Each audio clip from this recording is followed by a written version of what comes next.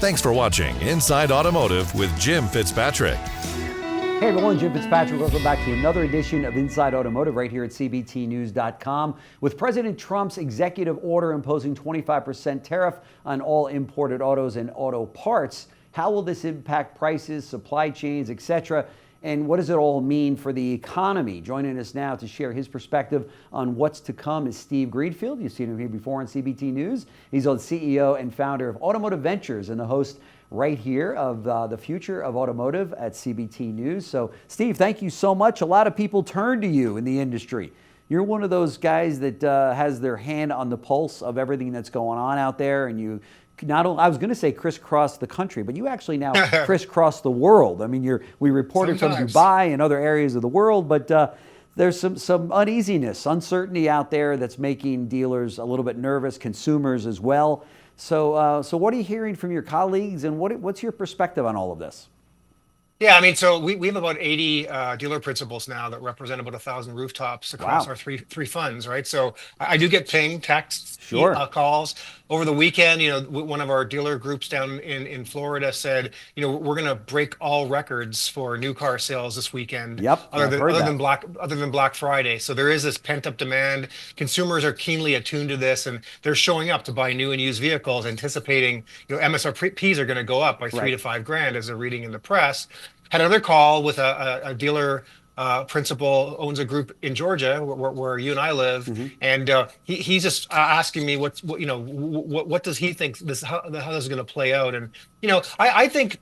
I mean, I'm not going to tell you anything that you already haven't heard, but immediately MSRPs go up, right? So at some point there'll be a date that the dealer says, nope, sorry, that Toyota Camry, that you were looking at last week is now $3,000 to $5,000 more, and consumers are going to have sticker shock. And we saw what happened with COVID. When you start to artificially limit the supply of new cars, used car prices go up immediately as well. Immediately, right. And it'll happen in the auction lanes. It'll happen with dealers have to react with trade-ins, and used car prices go up. So in the very short term, dealers will be like, "Whoo, man, I'm doing well." I mean, the same cars that I stocked before and I had on my used car lot, now I can be squeezing out thousands of dollars more in profit per unit, which is going to be great until, of course, the higher MSRPs come through. Then the whole market resets. And I think we have a great challenge here that consumers are going to have that immediate sticker shock, and they're going to basically postpone sales, not knowing what's going to go on in the next 3 to 6 to 9 months. A lot of consumers are like, I was going to buy when it was cheaper. Now I think I'll just wait a little longer, and it's not going to be good. There'll be a huge immediate trickle-down effect in lack of demand, which will mean fewer sales. That's right. That's right. We're already starting to see ad campaigns from dealers around the country that say we have got pre-tariff or no tariff inventory, Yep, and, that's great. And people are going in, responding to that, going, wow, if I was going to buy a car this summer, I might as well buy it right now in March, which I think led to the numbers that we saw there in the last couple of weeks of March. And certainly I think it's going to go down as one of the best quarters in a very long period of time, right? Yeah, and there's second order effects here too. Well, first, I mean, dealers will always be very creative, right? So good for for folks trying to capitalize on that. Sure. And for those dealers that are tuning in now, if you aren't doing things like this, you should definitely try to pull ahead demand while you can in your competitive market. Number two, I think it's just you saw earlier this week Mercedes saying, well, we might actually just discontinue selling the cheaper models of our vehicles in the US. So the folks who have less income, who are already challenged with high inflation during COVID. I mean, they're going to be going, oh man, if you start removing some of the cheaper cars, then there's nothing for me to buy in the market. Used car prices have gone up, et cetera. So that's going to be a tough situation overall. And then John Murphy, who I really respect from Bank of America, came out this morning saying, if these tariffs are implemented, then he believes that, SAR will go down between 2.5 to 3 million units. Yeah. So we could see, we had this great month last month because of all this pull ahead demand. But if SAR goes down from 16 million to 13 million, it's going to hurt. Like dealers don't run on a lot of profit margin. They rely on new car and used car sales. And if volumes go down by 15% in both a dealer's new car and used car operations, there just isn't enough profit margin for them to absorb that. So suddenly you have dealers that aren't operating on great margins to begin with Yeah. that get squeezed and may turn red for the remainder of the year. So it's going to be like a lot of pain for dealers to endure. Yeah. Now, conversely, Kevin Tynan, who used to be with Bloomberg Intelligence and now is with the Presidio Group, was on yesterday, and he said that if you look at 2022, it was the best year ever in the car business for dealers, gross profit, and what have you. We were at the 13 plus million SAR, so we were selling less cars but larger gross profits, larger net profits there for the dealers, and that maybe all of this isn't going to be a terrible thing if the industry is selling less vehicles but dealers are making more money. What's your take on that? Do you think that's possible? Yeah, definitely. I think the cars will sell, but if consumer, really, it's going to be about the consumer. So I love Kevin, and I totally agree with him. He's got great insights always. If those cars sell, but if consumers start balking because I'm not going to spend 3 or 5 grand more on the Camry, and or you start removing some of the cheaper models that were available before and they're no longer available, consumers may just like stop buying for a while. So that's the big unknown. And especially if a consumer sits there and goes, well, Trump's kind of vacillated on these tariffs. They've been on, they've been off, so they're on for now, but why don't I just wait a couple months? Because maybe he'll decide to like remove the tariffs. Sure. And they'll go to zero, and then we're back in business, and then I can afford cars. Consumers, like we saw with Tesla dropping MSRPs like 2 years ago so dramatically. Consumers who bought a Tesla today were pissed off because 5 days later, when Elon dropped MSRP by 10,000, they were angry. They'd go back and say, "Hey, I want the difference. I want the rebate." Yeah. The opposite could happen. I might fear that. Oh, I'm going to pay $5,000 more for a Camry or Equinox, and then next week when the tariffs are removed, that car is going to be $5,000 cheaper. So why would I want to do that? I'm just going to wait this thing out. So I respect what Kevin says, but if the consumer sort of says, "How do I game this system and wait?" then you could find like a lot of consumers just postponing the purchases that they otherwise would have made. That's right. So let's talk about the impact that it's going to then have on the used car market. As we saw during COVID, the used cars shot way up. You couldn't get enough of them. I mean, dealers they just couldn't sell. They couldn't get them fast enough to sell because of the chip shortage on new cars. It's going to be kind of the same effect, right? Yeah, I think we'll see the same thing, the recency of the pain that everyone felt around used cars during COVID. So the fleet companies might say, well, I'm not going to defleet cars as quickly, the Hertzes and the Avises of the world, because I might have to go pay a lot higher MSRPs when I put the new vehicles into my fleet. So you can start to see less commercial vehicles coming back to dealers in the auction lanes. Sure. I would think that a lot of dealers probably already like proactively stocking up on used because they're anticipating, hey, the stuff that I buy now, next week could be worth a lot more. I'm going to make a lot more margin. And before other dealers clue into this, I'm probably in the auction lane. So I got to imagine the auction lanes are busy right now with very aggressive bidding to stock up lots. And I imagine the dealers in hindsight that stocked up new cars ahead of this also are going to be like brilliant because they're going to get that MSRP expansion on all the existing inventory. The ones that didn't, the ones that have a shortage of new cars now, who have depleted used car inventory,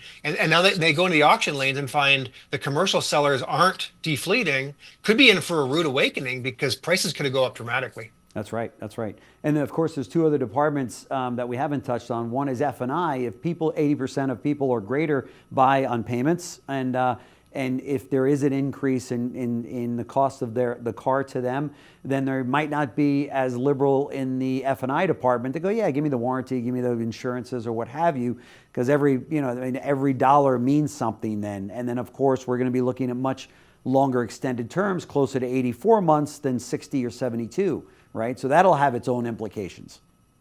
Exactly. Very astute observation. And I think in addition, if I'm paying more for my car used, I'm probably thinking, do I really need to come in as frequently for oil changes? I Yeah. might stretch it a bit because I can't afford them because my payment is higher than I had expected. So Yeah. I don't know what it does to fix ops. I mean, you're much more of an expert than I am, but I would think that consumers that are strained, figure out ways to reduce their total cost of living every Sure. month. And if you're making me pay more on a monthly payment, I'm going to figure out other ways like reducing my fuel consumption and or not bringing my car in as frequently for service. Sure. So it could hurt fixed operations fairly soon too. Yeah. What could be the best case scenario coming out of the tariffs? I mean, if you're on the flip side of this, what would be the best case scenario? That the president puts these tariffs in place, and therefore OEMs immediately, overseas and what have you, say, let's start building in the U.S. immediately, and let's put these workers, UAW workers, by the way. Sean Fain's pretty big on this whole concept, which is interesting. Politics makes strange bedfellows, as they say. All of a sudden, he's a huge Trump supporter. But could a lot of good come from this, do you think? I mean, not right away, of course, but because it doesn't take a month to build a factory. But could we be sitting here 10 years from now and going, wow, if President Trump didn't do that, we wouldn't have this incredible manufacturing that we see now in the States? Is that something that's a possibility? Yeah, I mean, I've thought about what the best case scenario. We saw this with Hyundai last week, right? Announcing a $21 billion, infrastructure commitment to the U.S. Yeah. I think you're going to see more of that very quickly. And I think ultimately nobody knows for sure, but I think this is what Trump's goal is going to be.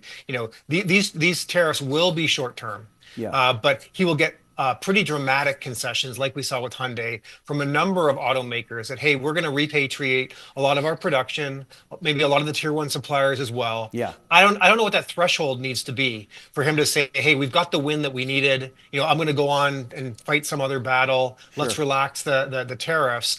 I don't know that he needs to squeeze, Mexico and Canada and even the Europeans that hard. He needs concessions, and I think if he gets concessions quickly, he can go back to the American people and say, "Look, this worked. My game worked. Yeah. We've gotten hundreds of billions of dollars, if not maybe it's $1 trillion. We've got $1 trillion announced cumulatively from automakers and tier one suppliers of bringing production back. It's going to create X number of American jobs, and therefore let's stop all this craziness and move on to the next thing." I would imagine there's some number that makes sense for him to factor in and say, hey, we've won this battle. Right. But and I think you will see a lot of that in the next few weeks. Those conversations have to be going on behind the scenes right now. Right. Which will set him up nicely for his third term. That's right. Or fourth. Or fourth. He's already talking about his third term. At some point, they're going to have to upload him to his brain to one of Elon Musk's Optimus machines, right? And we'll have a robotic Trump. Elon will find a way, right? He will. There's no question about it. Or he'll shoot him up to Mars and then bring him back in 10 years to maybe fix everything all over again, But I wonder if the president of the U.S. would also be the president of Mars. I guess if we get there first. Could be. Then you're the president of the universe. That's actually what he wants. He wants to be president. That's what he wants. No, but I mean, there could be some good that I say some good. There could be a lot of good that comes out of all of this. And some of the dealers that I've spoken to, it surprised me a little bit because they're very large volume dealers. And at the end of the day, they were pro-Trump and supported his movement in this area. And I was a little bit shocked at that. There was no sense of, oh my gosh, this is going to kill our business or kill the economy or what have you. And they were like, look, this is why he got voted in. Let's see where this goes. We're in support of this. And so it was interesting. I think there's a lot of dealers that feel that way. Of course, there's I think I would say the majority of dealers feel that way. And they're giving a lot of leash, right? To go run this thing down and see. Right. And hey, the spirit of it is great. The spirit of repatriating more manufacturing onto U.S. soil and creating more jobs for Americans is great. I mean, I don't think there's anyone that would dispute that.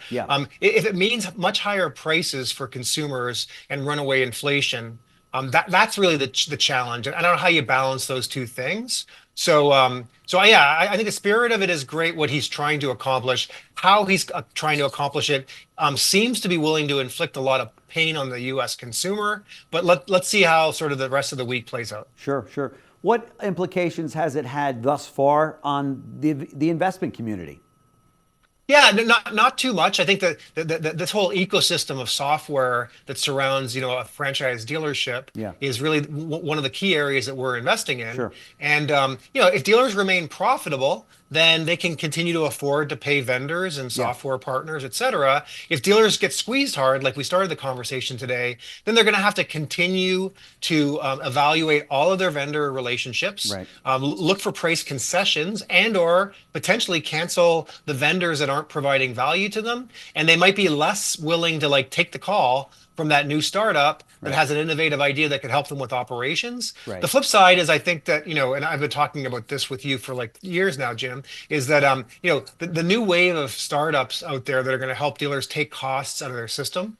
A lot of it's through AI and process Yeah. automation, Yeah. making their employees more efficient, being able to sell more cars with fewer people, Right. being able to service more cars with fewer technicians. These kinds of the time has come for these kinds of solutions. We're actively trying to find solutions like this, and dealers should be all ears if the value proposition is, hey, let me help you make your people more efficient Right. and take costs out That's to right. make your whole business more profitable and more resilient, given all these uncertainties out there. Yeah, through good times and tough times, right? I mean, Yeah, but in good times, you and I know how it works. I mean, it's much more focused on, hey, let me sell an extra car, or let me fill up the lane. In these tough times, it really shows the difference between the great operators and the good that's right. operators who have that financial discipline and can force more efficiencies. That's right. That's right.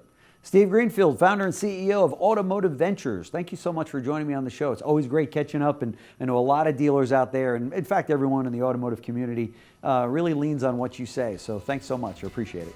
It's always good to catch up. Thanks, Jim. Great. Thanks. Thanks for watching Inside Automotive with Jim Fitzpatrick.